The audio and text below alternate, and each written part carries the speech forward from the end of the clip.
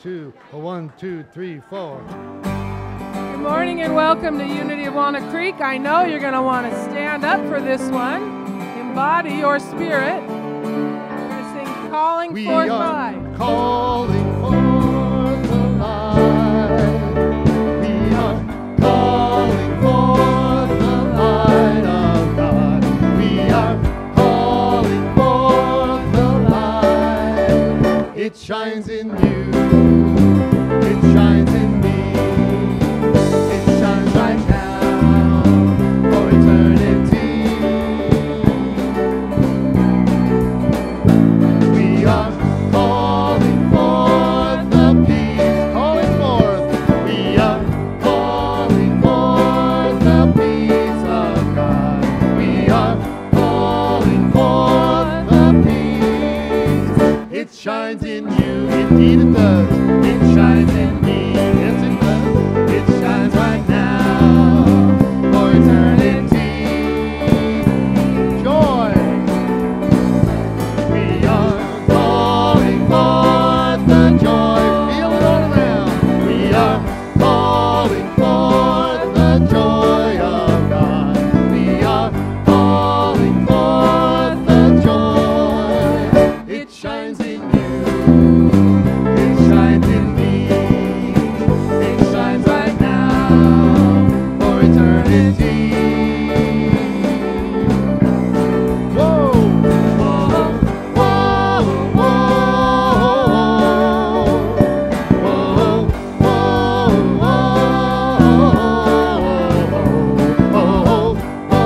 whoa, It shines in you. It shines in you. It shines in me. It shines right now for eternity. Love. We are calling forth the love. We are calling forth the love of God. We are calling forth the love. It shines in you. It shines in me. It shines right now for eternity.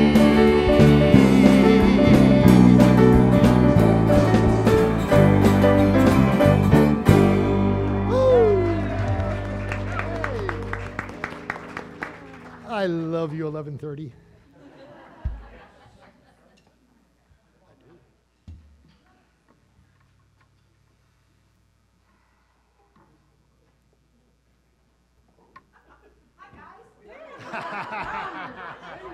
It's your turn, Linda.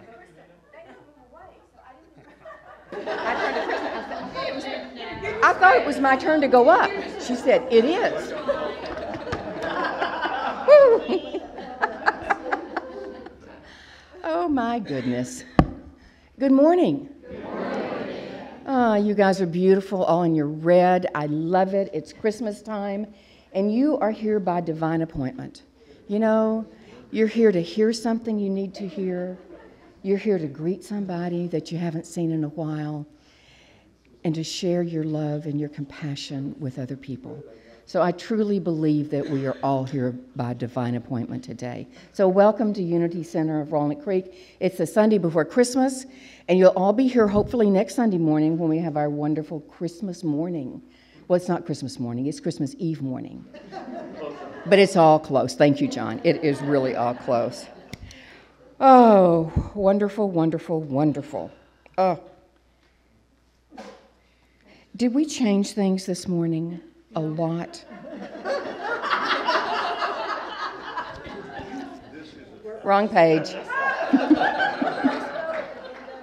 Well, what was different, I opened my book to the 9 o'clock service and looked at it and thought, wow, we really did change it. But it changed for them, not for this service. So, whoa. So you guys, please join in. Wow, you got me on close-up up there.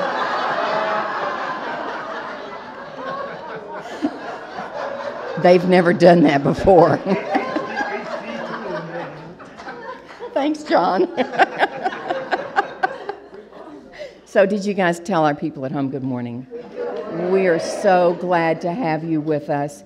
Even though you're not here in the physical, we know you're here in spiritual, and we love you for being there and be a part of our service. Thank you. Now, please turn your cell phones off so that it doesn't disturb you or any of your neighbors during the service. Thank you.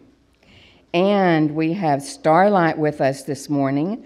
Tyler, Max, Dan, Lisa, anybody, and Tyler, and John.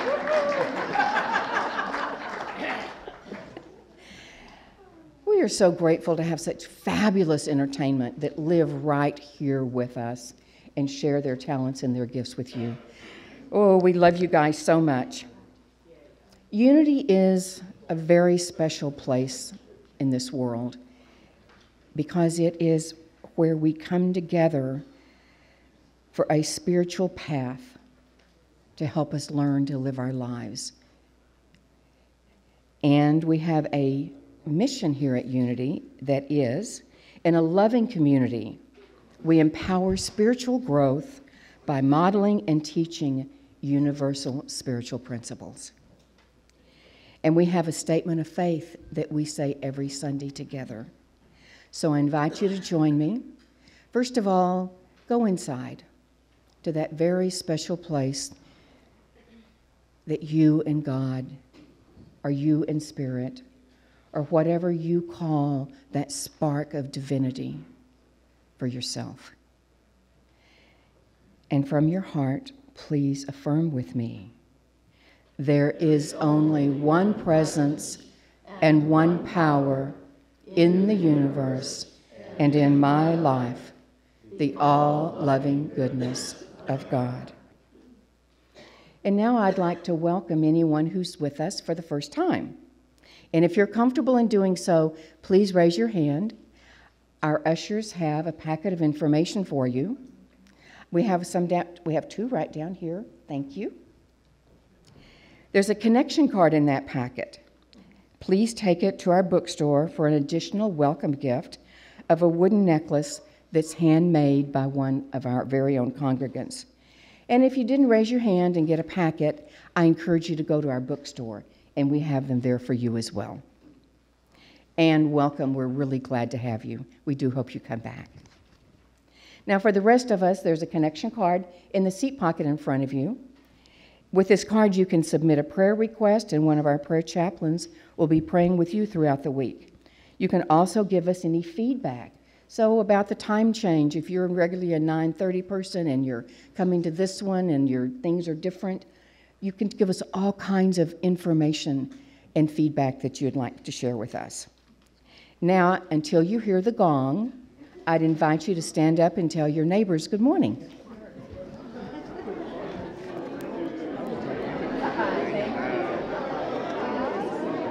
You look wonderful in HD here. Oh, thank you. Look up there. Not just you. Whoever's doing that job. Yeah. But anyway, it was fun. No, it's give yourself to love. That's why I came over here. Thank you. Because I saw you getting ready. But we'll try to remember when we're done. Nod at you and smile. That would help a lot.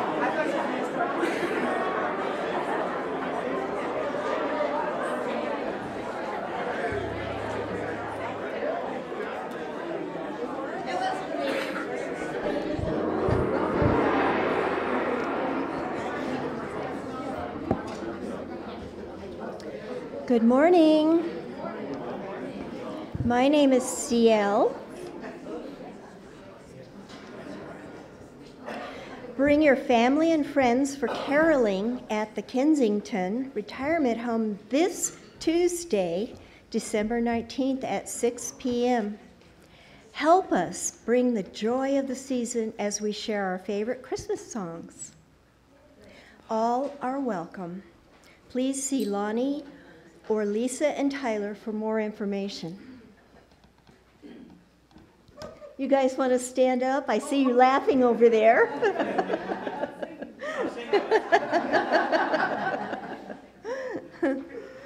Okay, it's hard to believe that Christmas is only 1 week away. We have morning services on Christmas Eve at 9 and 11:30 a.m. Then join us at 7 p.m. for our Christmas Eve candle lighting service. This will be a joy-filled, holy night that you won't want to miss. And then come to our burning bowl ceremony on New Year's Eve at 7 p.m. and release concerns and patterns and prepare for what you want for the new year. And we will also have morning services on New Year's Eve morning at 9 and 11:30 a.m. And now, Reverend Kristen. Good morning, everyone. So we have yet another service that we've added to the mix for winter solstice on Thursday. So there's details in your bulletin. It's going to be a remembrance service. And so very simple and organic. We're just going to gather, bring a candle if there's somebody in your life that you want to remember who has passed on. You'll have an opportunity to share a story or a memory, or not, just to simply light a candle for them. We'll have a nice long meditation, some quiet music, and then we'll go out on the lawn and have a prayer for our earth to celebrate the solstice. So it'll be a combination of remembrance on this longest night of the year, as well as honoring our earth through the solstice and celebrating that. So we didn't give a lot of advance warning, so we're telling you today, and you've got some details in your bulletin, so please join us at 7 o'clock this Thursday for that. I also want to give a big thank you to all of you, because we gathered together and loved up almost 80 animals, teddy bears, bunnies, dinosaur. There was one dinosaur. And we found out that the place that wanted them the most was the children's surgical unit at Walnut Creek. So that's where they went. So there's a photo there of Susan Angelos, and Eileen Hausfeld delivered them, and you can see the dinosaur featuring prominently. I'd be interested. I'd like to be a fly on the wall to find out what kid gets the dinosaur. But so thank you for that gift, and also thank you. You know that we were adopting families through STAND for families affected by domestic violence. And when we put this out, we thought, well, maybe we'll adopt 2, maybe 3 families. We adopted almost 7, probably 7 families, some of them families of 4 and maybe 1 family of 2 or 3. So thank you for your generosity. We raised over $1,000 and probably about $1,200 worth of gifts for the kids in the form of the stuffed animals. Also want to just thank so many who have been of service. We had a whole crew that did a beautiful homeless lunch preparation with lasagnas and greens and decorated the room and so on. We have a nice picture of that crew. Maybe we can show you to you next week. And all the fall study groups that did so much service. So just thank you for your generous hearts in so many ways. What a wonderful season that we have created for people to really feel the warmth and the magic of Christmas. So thank you for your giving.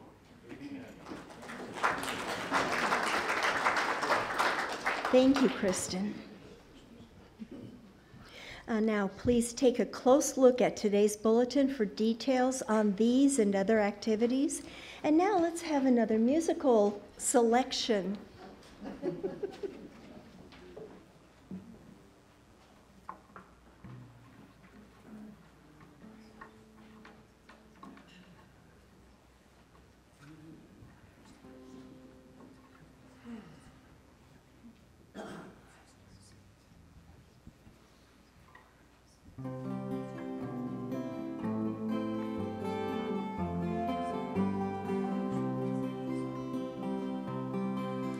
Kind friends all gathered round, there's something I would say,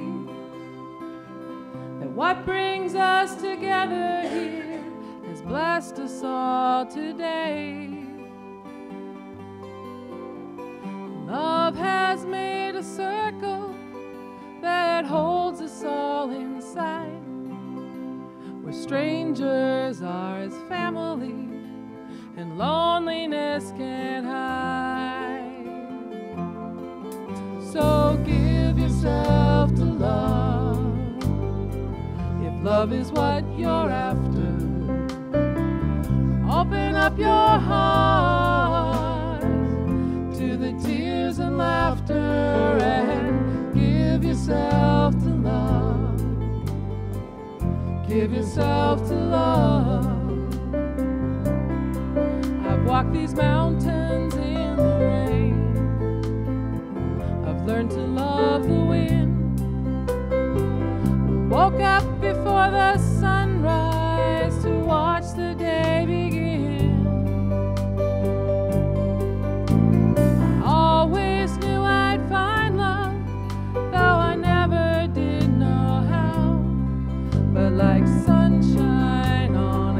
cloudy day, you stand before me now. So give yourself to love, if love is what you're after. Open up your heart to the tears and laughter, and give yourself to love. Give yourself to love.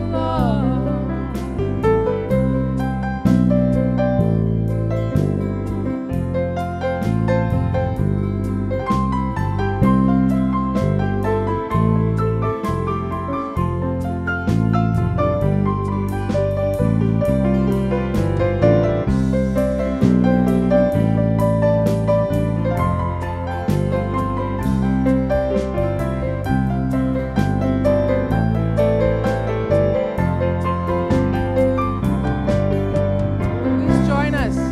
So give yourself to love, if love is what you're after.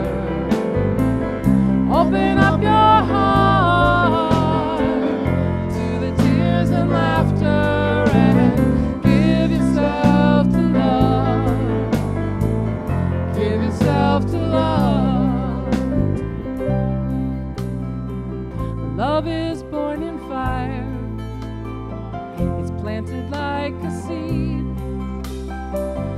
Love can give you everything. Oh, it gives you what you need.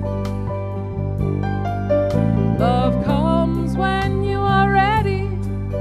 Love comes when you're afraid. It will be your greatest teacher, the best friend you have made. So give yourself to love. Love is what you're after. Open up your heart to the tears and laughter, and give yourself to love. Give yourself to love. So give yourself to love. Love is what you're after.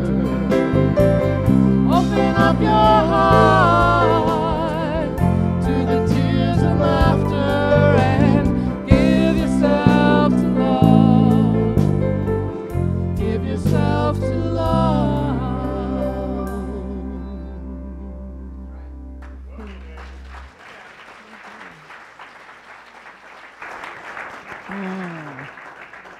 Don't you love that song?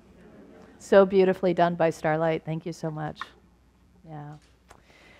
So each week we've been having folks like you come up and share our Advent reading and candle lighting. And today we have Scott and Steve Salser-Smith. And they were going to bring their 4 children, but the children all wanted to stay in youth ministry this morning. So they're coming up as representation of their whole family. And they'll be beginning our meditation time with this reading and the Advent candle lighting of love. Hi, everyone. Can you hear me? Good. We're very honored today to read the Advent reading, 1 Corinthians 13. It's beautiful. If I speak in the tongues of mortals and of angels, but have not love, I am a noisy gong or a clanging cymbal. If I have the gift of prophecy and can fathom all mysteries and all knowledge, and if I have faith that can move mountains, but have not love, I am nothing. If I give away all my possessions and surrender my body to the flames, but have not love, I gain nothing. Love is patient. Love is kind. Love is not envious or boastful or arrogant or rude. It does not insist on its own way. It is not irritable or resentful. It does not rejoice in wrongdoing, but rejoices in truth. Love bears all things, believes all things, hopes all things, endures all things. Love never ends. And now faith, hope, and love abide, these three, and the greatest of these is love. Now we light the Advent candle of love.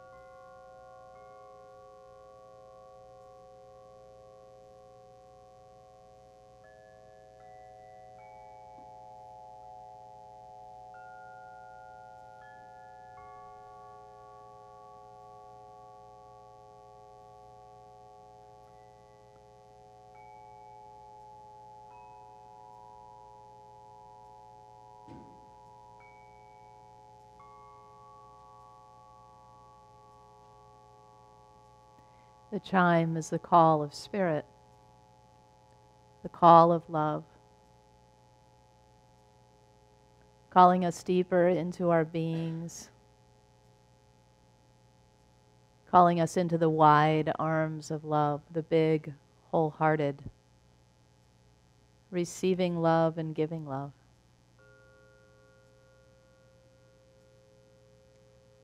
Today we celebrate this quality, love. It's patient, it's kind, and of all the spiritual qualities, as we just heard, it is the greatest. Maya Angelou once said, love is that which frees us, that liberates us, and that which also binds us together. And so it is that love is both a freedom and a glue, a connection, and a wide open understanding of who we truly are.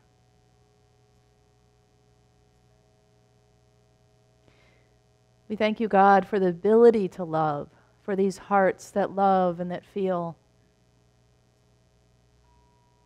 and all the close cousins of love, empathy and compassion, forgiveness, kindness, gratitude. Today we remind ourselves of who we really are, made of this essence of love. Nothing can take it away. No one can take away the love that is deeply seated within each of us. For it belongs to the divine and therefore belongs to us.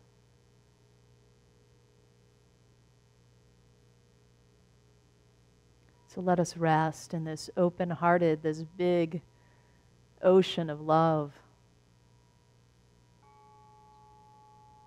and commune with the essence of spirit, the essence of love, the Holy Spirit, the whole Spirit of love. In a few moments of silence together.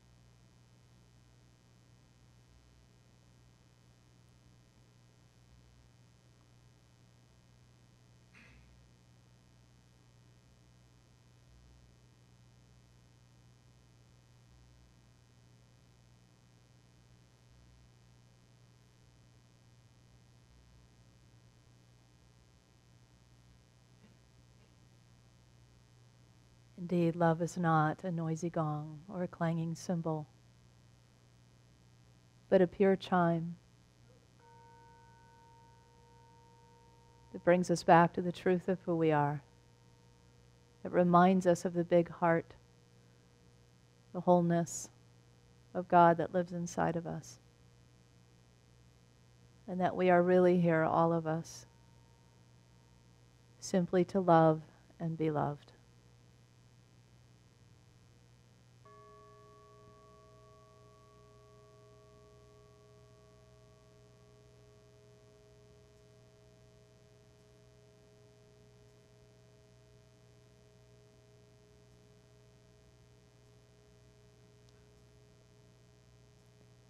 So it is. Namaste. I behold the divine in you.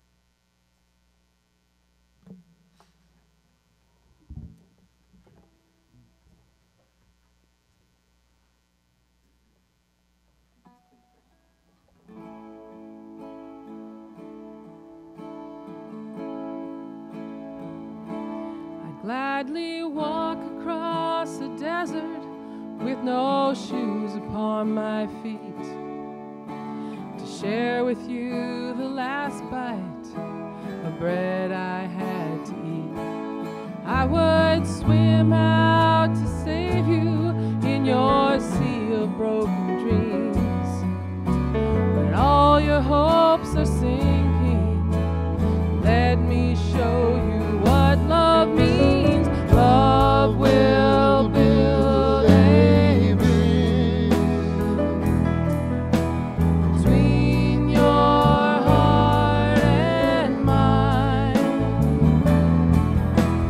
Love will build a bridge. Don't you think it's time? Don't you think it's time? I would whisper love so loudly every heart could understand that love and only love can join the tribes of man. I would give my heart's desire so that you might see. The first step is to realize that it all begins with you and me. Love will build a bridge between your heart and mine. Love will build a bridge. Don't you think it's time? Don't you think it's time?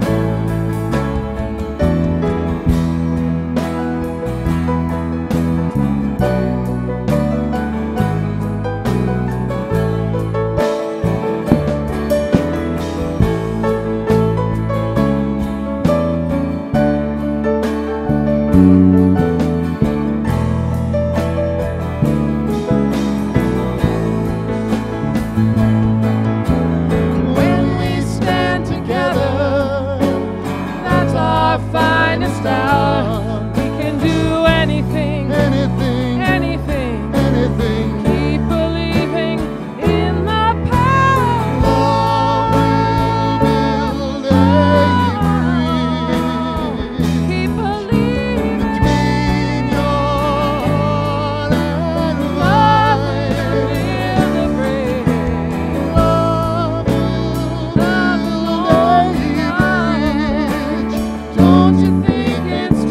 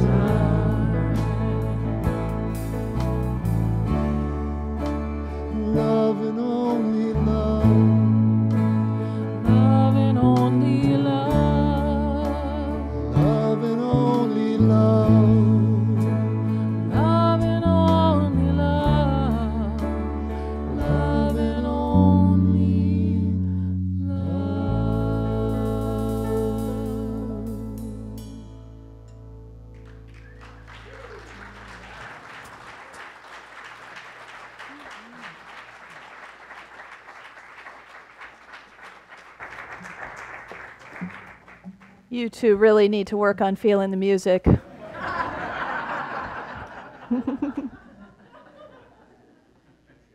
Thank you so much. So we've been on this Advent journey together, and obviously today we're arriving at love, a favorite for many of us.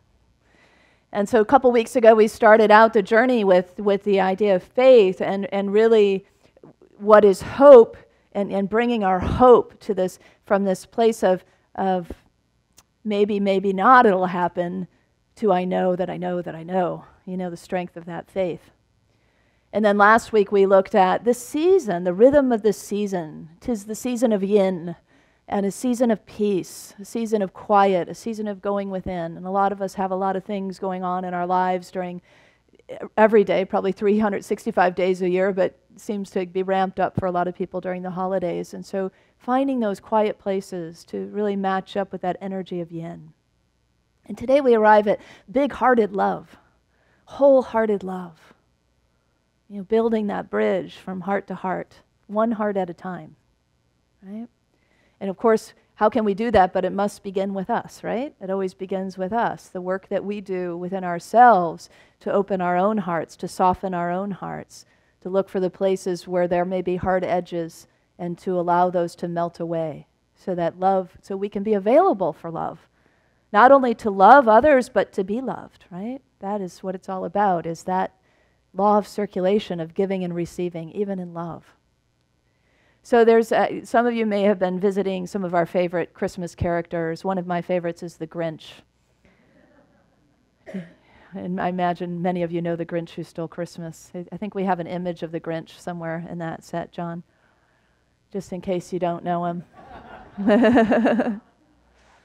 The Grinch is a creation of Dr. Seuss, and the show, The Grinch Who Stole Christmas, started out as this animated version. Then there's a movie with Jim Carrey, which is also, Jim Carrey is always very animated in his humor. So both are really wonderful renditions. And what happens, of course, in the story of the Grinch is that the Grinch thinks that he can steal Christmas. He's so mean. He lives up on this high peak of a mountain in a cave away, and down below is the village of Whoville. And the Whos live down in Whoville, and they have a splendid time of Christmas. They've got packages and beautiful wrappings and tall Christmas trees and bright lights and song and a great Christmas feast that is being prepared and just much Christmas joy going on. And the Grinch can't stand it, right? He's lonely. He lives up, he's wounded. He lives up in this cave with his little dog, Max. Poor little Max is dragged through the whole scene of stealing Christmas. Grinch is so mean that for snacks he eats broken glass. Yeah, so you get an idea of who he is, right? And of course we know that the Grinch is just, a hurt being, right? He's just hurt in some way, and so he's gathered up all this hurt and taken it away, and now he wants to do things to other people to project out his anger. We all understand this psychologically, right? And so he can't stand Christmas, In fact, Dr. Seuss even says he hates Christmas. And Dr. Seuss says out loud or wonders out loud, well, probably the likely reason that he hates the whole Christmas season is because his heart is much too small. Or at least 2 sizes too small, he says. And so the Grinch is starting to get really tense as he can see and hear the Christmas preparations beginning, and he has this, in his mind, brilliant idea. I'm going to steal Christmas. And so he's talking to his dog, Max, and he says, Max, this is brilliant. You'll be my reindeer. And he plops on a big, heavy, horn on poor Max's head and ties it with some string, and Max is to bring the sled down, and they're going to follow Santa Claus on Christmas Day, and he's going to go down the chimney just like Santa did, but instead, of course, bringing the beautiful packages and toys and so on, he's going to take them all away. And so he takes all the packages, he even takes all the Christmas trees, all the lights, he takes the Christmas feast, he takes everything that has anything to do with Christmas. He's so mean that even after he's taken everything out of this one house, there's a little crumb down at the bottom of the fireplace, and a mouse is coming over to get it, and you see his green hand come down and take out the crumb, right from the mouse's paws.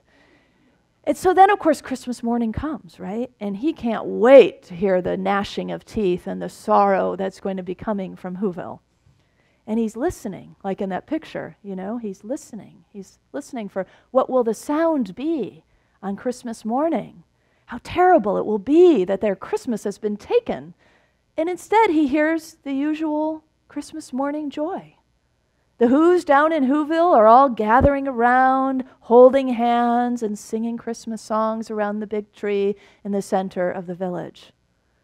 And I have a friend that used to have a hard time with the peace song in Unity. She liked the service, but she always felt uncomfortable about holding hands with people and singing the peace song. So she'd always be like, I feel like it's Who's down in Whoville. And I said, well, that is a high compliment because, you know, the Who's never lost the spirit of Christmas. They knew the joy came from within, right? So it feels very appropriate that Unitics would be aligned with Who's in Whoville. So the Grinch, of course, is waiting, you know, and when he hears this sound, when he hears the sound of joy and he sees that they're gathering just like they would at any Christmas, he is so puzzled. He says, what? It came without tags, and it came without bags, it came without ribbons. How it came without lights? And they say the Grinch, he puzzled and he puzzled. For 3 hours he stood there puzzling. Poor Max is there, you know, at the edge of the cliff with this huge sled, you know, filled with things teetering on the edge. And he's standing there for 3 hours puzzling until his puzzler was sore. Anybody ever puzzle till your puzzler is sore? And here's the thing, it's not a thing of the head, right? It's the heart. But this is exactly what happens to the Grinch. So his heart that's 2 sizes too small. In the animated version, you get to see the little box that outlines his heart. And his heart is like about the size of a pea to start out with, you know? And it says on that day when he recognizes that that no one can take away Christmas, that his heart grew several sizes that day. And it springs out of the box, you know? In the movie version, Jim Carrey's laying on the ground and his heart's growing and growing and thumping. And he says, I feel, and he starts crying. And he says, I love you, Max. So it's like the first time he's really allowed himself, you know, to feel, to let his heart feel. And so there's just this wonderful shift that is happening, right? And it's a shift, of course, of the heart. Not a shift of the mind, a shift of the heart. The mind will follow later. But it's a leading from that beautiful emotion that knows, that we all know that we know the truth of who we are. We all understand that we're here to love. You know, it's sometimes we forget, right? Or in various ways we forget, or we feel sort of subsumed in the media of the day and just can't imagine what's going on in the world. And so it's hard for us to access that sometimes, right? We get caught up in what appears other than love. But it's our work as spiritual beings to walk the path of love, to open our hearts, to allow them to grow, to be big-hearted and wholehearted. You know, Paul has a lovely mystical scripture in Corinthians that continues after what Scott had read this morning. And he talks about how when we see in a mirror dimly now, later we will see face to face. He says, now I only know in part, but then I will fully know. What's he talking about? He's talking about that shift in consciousness that happens, right? So the Grinch didn't know what he didn't know, right? He could only see sort of dimly this idea.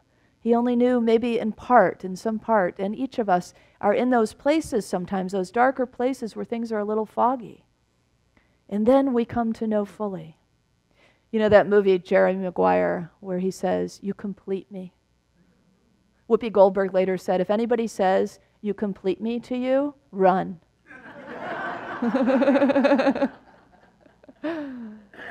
But a lot of our culture is kind of based on that. The romantic love idea is that our other half, we say that a lot, right? My other half. But yet, I always encourage people to say my other whole.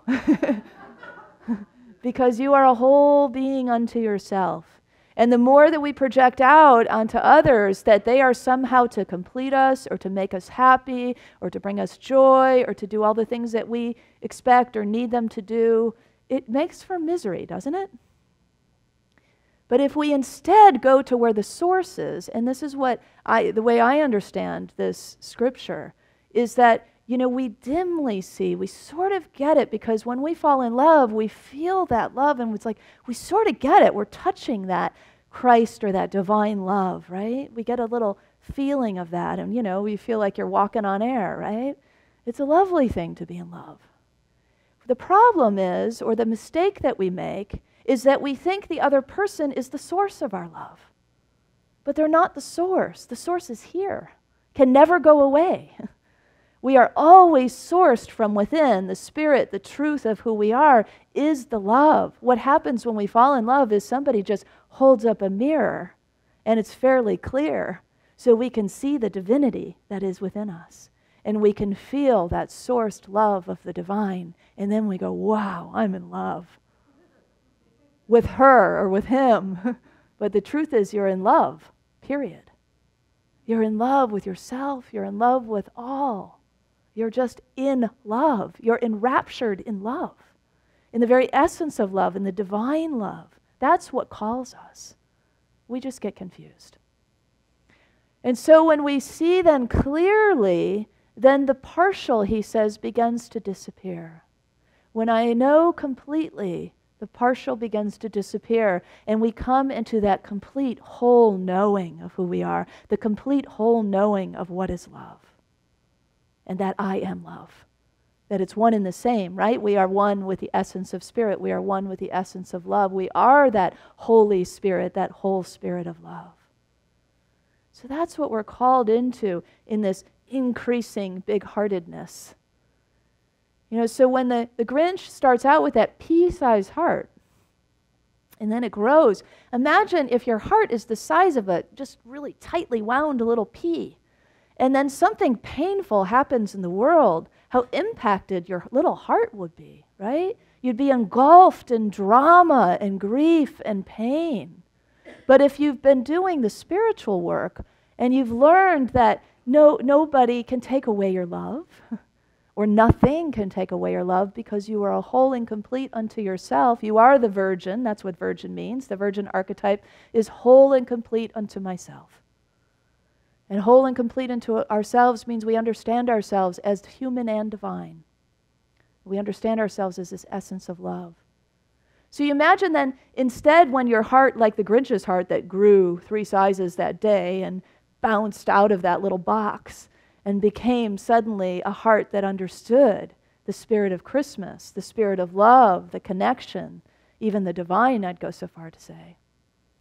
So when your heart is that big and then something painful happens, equally painful to the little pea-sized heart experience, it doesn't hit as hard, right? You've got this big gulf, this ocean of love in which now this really pea-sized pain comes in. And you say, okay, well that smarts a little, but I've got the tools, I've got the space, I'm connected with this ocean of love that I am. And so those things don't trigger us so much. They don't cause so much pain and so much grief and so much sadness, or a need to project out our anger like the Grinch did, because we're living in that big-hearted open space. So one of the things is the shift that happens from partially knowing to completely knowing that we are this love, that we come fully sourced, that we need nothing, and yet we do need each other on one level, right? But it's not like that really needy, grabby kind of need. It's not that sort of addictive kind of need. It's that kind of, I want companionship, I want intimacy, I want celebration, I want to enjoy life with another. So if we are whole unto ourselves, then our partners are our companions in the joy of life and the adventure of life. And if we're feeling sad or we're feeling like something is missing, then the first go-to place we go is to the source, right? Not to the other, to tell them about all the reasons why we're not happy because of them, You see how it makes for a much healthier, stronger relationship when we go to this place of big-heartedness, when we develop from a place of completion. When we are in love, there is, and not just in love like with a partner, but just in the space of love, or love with our pets, or love with the trees, or love with our children, or whatever it may be. There's a response and a listening to love, a recognition of love. I have some friends of friends, Ira and Shelley, and they have cats. Some of you maybe can relate to this story. Ira it just sort of tolerates the cats. Shelley loves the cats, you know? And so Ira gets frustrated because he calls the cats and they don't come to him. And Shelley says, well, you know, I love them and they respond to the voice of love. Isn't that true for all of us? You know, when we show up as the voice of love, there is a magnetism to us. When we notice other people who are speaking and holding that kind of space of love, we feel magnetized to them. And what is the magnetism but the divine in us recognizing the divine in another? And as we recognize it in another, having it mirrored back within us. And so there is that aha, that completely seeing, that knowing, and then the partial disappears. The mirror clears. It's no longer dimly lit, but fully lit. And that's our progression into this kind of big-hearted love, into this big-hearted understanding. So we ourselves then can be that voice of love and that listening ear for love. You know, really that maybe was what the Grinch was doing after all, sort of listening down to Whoville for the sound of love. Even though he thought he was listening, you know, for pain, maybe there was a little hope in him, a little piece of him. I thought, well, maybe, just maybe, it isn't in all the stuff. Maybe it's in the people. So that's what our journey is partly about, this big-heartedness. You know, when we come to these places of in a spiritual walk around love, we come to that place that is beyond the personal love, right? Into the universal. And both, I find Mother Mary and Jesus' stories interesting because they parallel one another. So I mentioned very briefly last week, Mary, at the age of 3, her mother was Anna the priestess, and her father was Joachim. And in the biblical Apocrypha, it said that the angels ministered unto Mary. She was basically raised by angels. She hung out at the temple from age 3 to age 12. Now today we would say, well, her parents abandoned her. And maybe they did, I don't know. You know, maybe Anna had priestess things to do through the village, because that'd be unusual for a woman, right, to not be raising her children. So she may have had different duties than most of the women of that time. But that's where Mary was raised. So she was constantly in that sense of the temple from age 3 to age 12. Interestingly, for Jesus, remember the temple story at age 12. So that's where we pick up the story, mother to son, right? So for Jewish boys, they become sons of the law at 12 years old. And at 12 years old, there was a big movement to Jerusalem. All the people from the villages would come in big caravans from their families and friends and come for the big week of festivities to honor these boys who were becoming sons of the law. And they'd have the feast of the Passover and other festival kinds of activities. And so you might remember the story where, you know, they have all the festivities and Jesus does his part as the son of the law, and then they go on to head back to Nazareth, and the caravan of people is traveling for a full day before Mary and Joseph look around and go, hey, where's Jesus? Now today we call that neglectful parenting. A whole day in and you didn't notice your son wasn't there? And then, of course, there'd be lots of tales in and out of therapy of the day I was left in Jerusalem by my parents. You know? But that's not the way Jesus saw it, of course. And so when Mary and Jesus, to their credit, they realized their son's not there, they did go back to get him. It took them 3 days to find him. And they find him in the temple. And he's sitting there amongst all the rabbis and the teachers asking all kinds of questions. He has this thirst for knowledge, for this understanding of Judaism and the teachings, and questioning, I imagine, already beginning maybe to question the teachings. And so Mary comes in and she's like, hello, son. I mean, didn't you think, you know, your father and I would be worried about you? We anxiously have been looking for you. Why did you stay in the temple? Why haven't you, you know, what's happened here? Why did you stay behind and not tell us what was going on? And he's just like, Mom, you know, chill out. He didn't say that really, but he said, why wouldn't you have known that I would be in my Father's house? And so the shift had happened for him. The shift from personal love to universal love. The shift that says, I do not belong to you. I belong to Spirit. And all of us have that experience at some point or another. I know all the parents in this audience have had those experiences where you must recognize that this child doesn't belong to you and release them, right? Sometimes we feel like for better, for worse, right?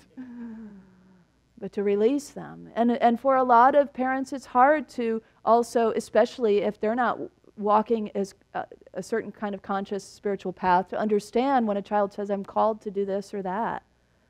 You know, my mom always says, why can't you find a church in Chicago? I'm sure there's plenty of Unity churches around. Why have you left us? You know, sort of the mantra of the family. But there's not I try to explain the idea of a calling, of a soul calling, and you go where you're guided to go. You know, this is what Jesus was doing. But it's, if you haven't experienced it, it's hard to understand it. And if you don't, and if you just miss someone, right? That's the love, right? That's that peace that we drop into that human heart of understanding. And so for Mary and Joseph, there probably was a piece of that. Okay, yeah, we were told this. We were told he was going to go off at some point and do great things, whatever that is, whatever that's going to look like. And look, he's already leaving us. He's already telling us, I don't belong to you.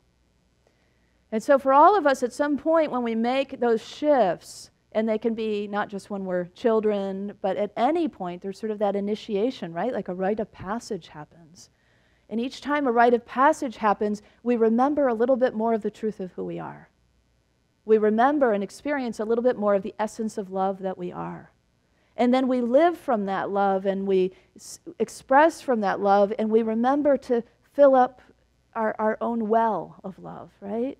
As we do in meditation often. When we sit here together in meditation, and when maybe you do that kind of work at home, but that refilling. And to recognize, oh yeah, this is it. This is where the love lives. And so I come back here again and again, and I retouch and I refill, and then I can face the craziness of the world. And then I can really face anything, right? Because my heart is big, and it's like an ocean of love, and it's expansive, and the pain of the world just sort of drops in. And then we have the power to transform more easily that pain of the world, to allow it, kind of like the practice of Tonglen, when we bring in the pain and we allow it to touch that Christ or that divine and be transformed, and then pushed out into the world now as transformed love. We can even do that in our own practices, intentionally. Let me just allow the fires in the south, or the land grabs, or the fears of taxes, or the fears of healthcare, or whatever's on your mind and heart these days, No, it's not really a short list anymore, is it? Yeah, and so it feels like the times are really ripe, the times are really rich for us to really understand how to expand our love, to be the love. It's needed more than ever, isn't it? To move from the personal to the idea of completing each other to the whole, to the essence of who we are. The poet Hafiz says, love says, I will take care of you to everything that is near. And that's a shift to universal love. That it's not just about me and my family, but I care not just about me and my family, but I also care about my neighbors, and I also care about this whole community, and I also care about all of Walnut Creek and all of the Bay Area and all of the world and all of the, and so it goes. And we hear stories of people on the other side of the world, and it makes us cry. Because we are that big-hearted universal love. And what a gift you are to the world when you can tap that. So the key is to keep refilling. The key is to keep yourself filled up with love, with self-love, with an understanding of the love that never stops loving you. No one and nothing can take it away. No one or nothing can even chip at the edges of that love, because it is that strong in you. And it is that urgent, I think, in some ways, that we bring it forth. So yes, hope, faith, and love remain, but the greatest of these is love. This kind of love. This kind of love that listens and responds to the voice of love, or to the sound of love, or to the essence of love, or to the recognition of love, and that carries that. And it remembers that we are whole and complete, because that's the way we came in. Nothing to add, nothing really even to let go of. You are whole and complete, the very essence of love right now, exactly as you are. So let's close out with an affirmation and share some of this love with the world. Together, I embrace the world with big-hearted love. Let's try that one more time. I embrace the world with big-hearted love. Ah, yes. God bless you.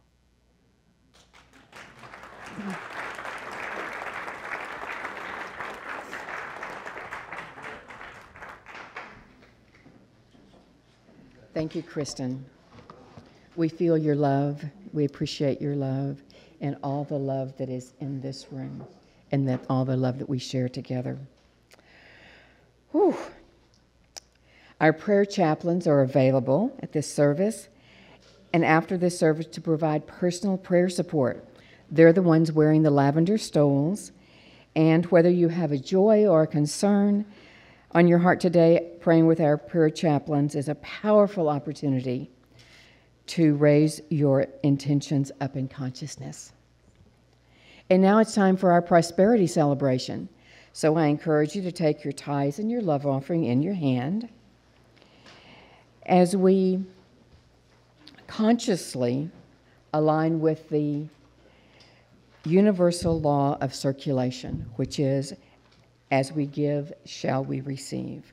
Because in truth, there is no lack or limitation, because abundance is our true nature. There's a variety of ways that you can give to Unity of Walnut Creek. If you choose to use the yellow card for credit card donation, please do include the CVC card on the back of your card. And now, with your tithes and your love offerings in your hand, please affirm with me our blessing.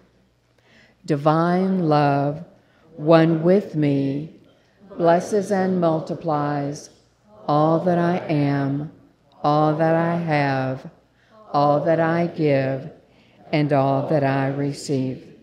I am joy-filled and grateful. Thank you for being here this morning. Well, it's Christmas time, so everybody knows Joy to the World, right? We're not going to sing that. No, we're going to give you our own version, and you get to sing along too, so hang with us. 1 and 2 and 1, 2. Michael the great archangel, filled with power and mirth, said, listen up, people, time to celebrate, for the King of Kings has come to earth. Come to the manger, come and see his birth. Now sing out, joy to the world. All the boys and girls, joy to the fishes in the deep blue sea, joy to you and me. You know he is the King of the world. Tell you what he'll do. Show us how to live our lives in miracles and always let that love shine through. Sing out, joy to the world. All the boys and girls, joy to the fishes in the deep blue sea, joy to you and me.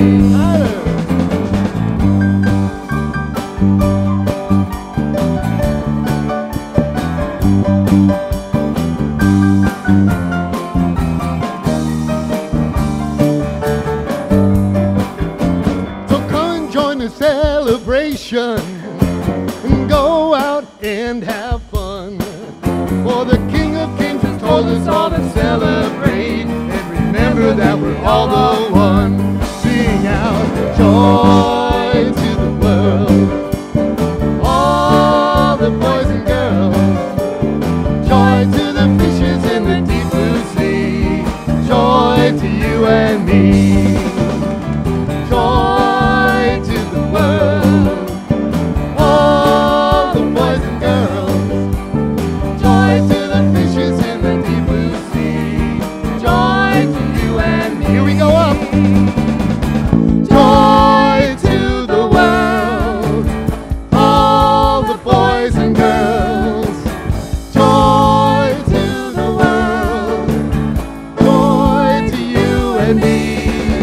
Joy to the, yeah, yeah, yeah. All the boys and girls sing out now. Joy to the fishes in the deep blue sea. Joy to you and me. One more time. Joy to the world. All the boys and girls. Joy to the fishes in the deep blue sea. Joy to you and me. Joy to you and me. Joy to you and me.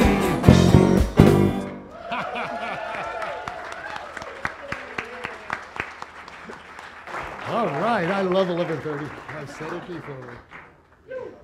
So we often like to achieve this sort of energetic experience where you have the sacred and then you have this joy at the end. And wow, he did it today. Mission accomplished. Please bring forth the goods.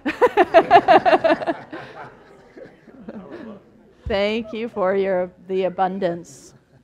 Thank you, God, and thank you, each of you, for your continuous, generous, open-hearted, big-hearted giving. You keep this community alive and thriving in every way so that we may shine this light and love this love bigger and bigger every day. Let's bless this together. We give thanks for the ever-increasing, unceasing flow of absolute good in our lives now. So it is. Children, come on in. We are marching in the light of God. We are marching in the light of God. We are marching in the light of God. We are marching in the light of God. We are marching, marching, we are marching, marching, we are marching in the light of God. We are marching, marching, we are marching, marching, we are marching in the light of God. Even the YOUers are marching today. All right, let's bless this beautiful bunch. Anything you want to share with us before we do, Lonnie and Faith?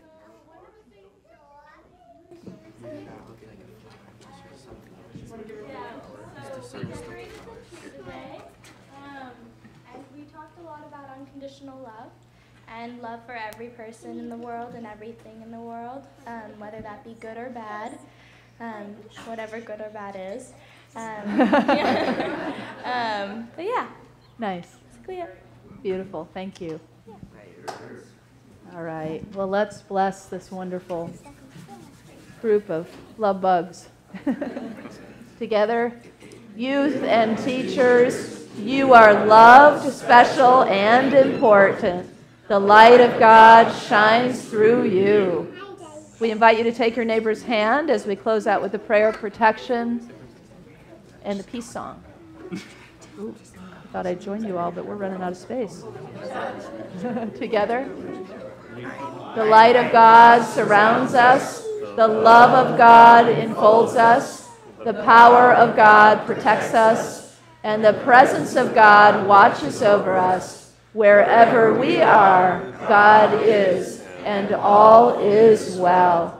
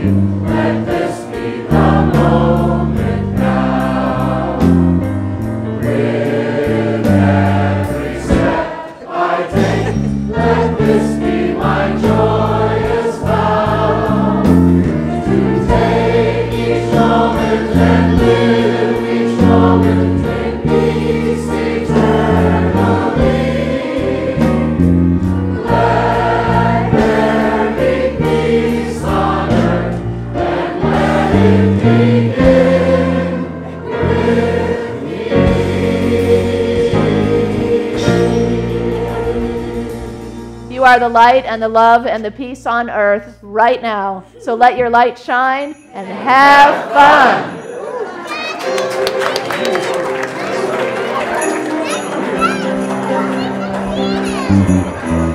Jingle bells, jingle bells, jingle bell rock. Jingle bells, jingle bells swing. When you're blowing up rushes of fun. Now the jingle hop has begun. The jingle bell rock. The jingle bell time in the jingle bell time. Dancing and prancing in Jingle Bell Square. In the frosty air. What a bright time, it's a bright time to rock the night away. The jingle bells time, it's a swell time to go riding in a one-horse sleigh. Giddy up, jingle horse, pick up your feet, and jingle around the clock. Mixing a mingling, a jingling beat, that's a jingle bell rock.